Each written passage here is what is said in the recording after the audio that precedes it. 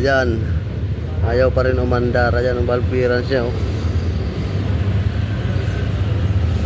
Hindi pantay. Layo ng timing gear, oh. Layo. Oo, layo ng cam gear. Ayun. Cam gear timing. Ganda sa dulo. Ayan, oh. Ayan, naka-timing yan, eh. Ayan, oh, naka-timing. Top dead center. Yung guide ng cam gear andun sa ibabaw, yun. Ayun, oh, sa ibabaw. Ayan, oh, ikutin ko. Ayan, oh. Ang layo. Ayan, oh. Ayan, oh, dapat timing ganyan.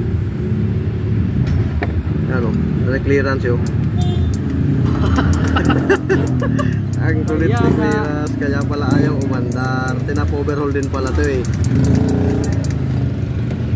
Yung IC okay na, kaso ayaw pa rin umandar. Yan ang valve clearance. Tanggalin mo to, Bob. Tanggalin mo ito. Tensioner, luwagan mo pa. Kahit mamaya na, luwagan muna yung nut. Pagkaluwag ng nut, saka maluwagan yung tensioner. Baka maputol yung ano, eh, chain guide. Chain guide? Layo ng timing, yun. Oo. Umiikot siguro yung cam gear nito. Wala yung timing dito. Ito timing ko. Timing niya.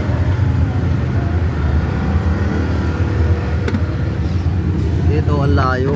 Naka-timing yung cam gear, pero yung camshaft Wala. ang layo ng camshaft. Top base. Kita niya pagka... Oo. Mababaw na yung clearance, yun.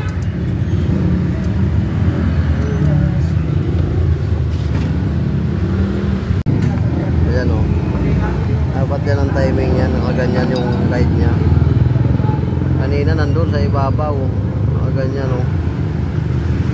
Layo. Ano clearance, yun. Laki. Lalabas na yung ano, na thread ng tappet screw.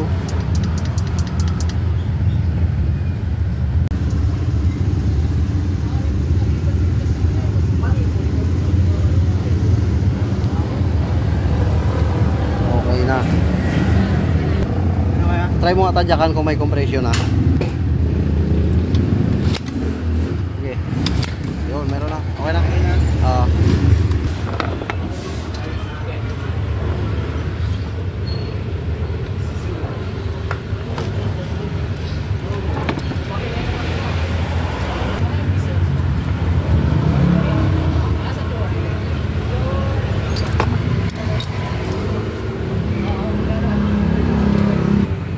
Okay.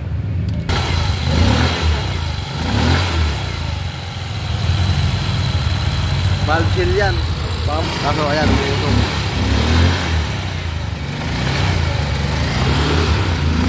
Pinaklas din pala ano nito, eh.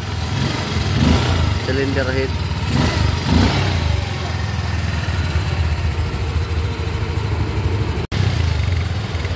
Yun, buti nawala na. Ano lang yun, baka stock lang na lang isip kasi nalunod siguro.